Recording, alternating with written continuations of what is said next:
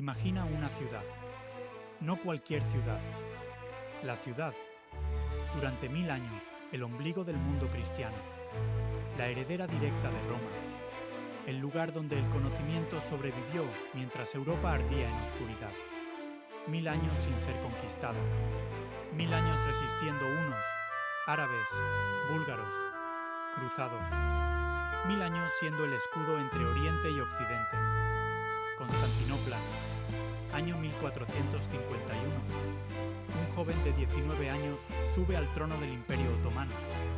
Sus consejeros lo subestiman, sus rivales lo ignoran, sus vecinos respiran aliviados. Es joven, piensan. Es inexperto. Se equivocan. Mehmed II tenía una obsesión desde niño. No el oro, no el poder, no los territorios. Una sola cosa. Una ciudad. Y desde el primer día de su reinado, cada decisión que tomó apuntó en una única dirección. Para 1452 ya había construido una fortaleza justo frente a las murallas de la ciudad, cortando el suministro por el Bósforo.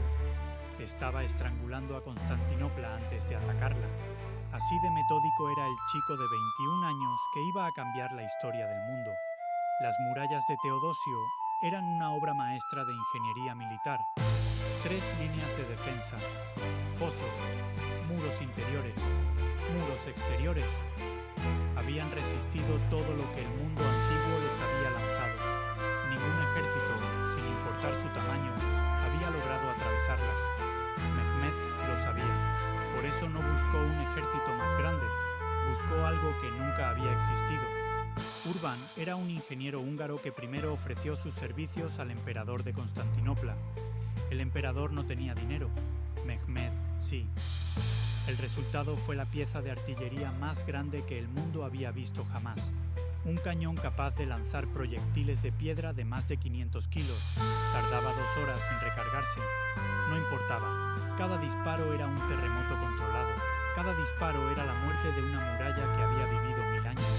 Primavera de 1453.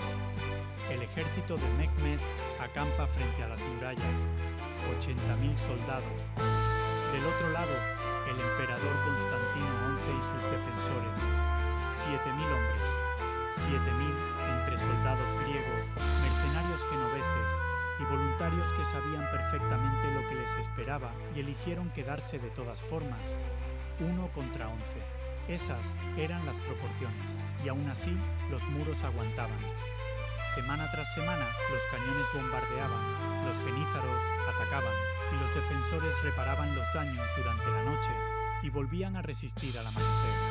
Dentro de la ciudad, el emperador pedía auxilio a Occidente, a Roma, a Venecia, a Génova, a Hungría. Las respuestas llegaban siempre igual: comprensión, promesas y ningún barco. Constantinopla estaba sola. Había una esperanza. El puerto natural de la ciudad estaba protegido por una cadena de hierro que bloqueaba el paso a cualquier nave. La flota otomana no podía entrar. Mientras el puerto estuviera a salvo, la ciudad podía recibir suministros, podía sobrevivir. Mehmed lo sabía. Por eso hizo algo que sus propios generales consideraron imposible. En la noche del 21 al 22 de abril, 70 barcos de guerra otomanos fueron sacados del agua, colocados sobre troncos engrasados y arrastrados a mano, colina arriba y colina abajo, durante más de 3 kilómetros por tierra, hasta aparecer al amanecer en el interior del puerto. Los defensores de Constantinopla se despertaron esa mañana y encontraron barcos de guerra donde no debía haber barcos de guerra, no en el mar, en su puerto, en su refugio. Fue en ese momento cuando muchos supieron que la ciudad estaba perdida. 28 de mayo de 1453, la última noche. El emperador Constantino XI reunió a sus hombres. Hubo un servicio religioso en Santa Sofía, el último de su historia. El último emperador romano de Oriente pidió perdón a todos los que hubiera ofendido.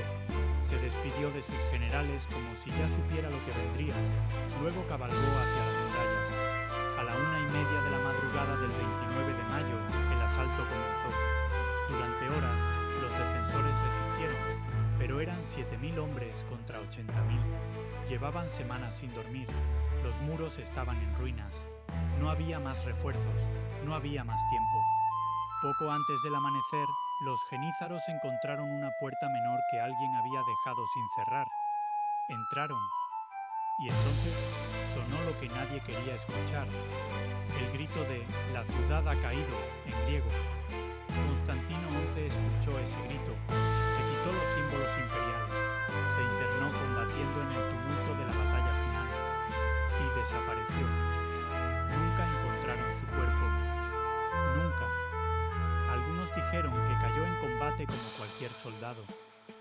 Otros, que los ángeles lo convirtieron en mármol y lo guardaron bajo la tierra, esperando el día en que la ciudad volviera a ser libre. El 29 de mayo de 1453, al amanecer, Mehmed II entró a caballo en Constantinopla. Tenía 21 años. Acababa de poner fin al Imperio Romano de Oriente, un imperio que había durado 1000 años, terminado en una noche. Con la caída de Constantinopla, miles de eruditos griegos huyeron hacia Occidente llevando consigo textos de Platón, Aristóteles, Ptolomeo. Ese éxodo de conocimiento fue uno de los detonantes del Renacimiento. El mundo antiguo murió en esa madrugada, pero lo que cargaba sobrevivió. Llegó a Italia, llegó a Europa, llegó hasta nosotros. Y en algún lugar bajo las piedras de esa ciudad que aún existe, que aún late, que aún recuerda, dicen que duerme un emperador de mármol.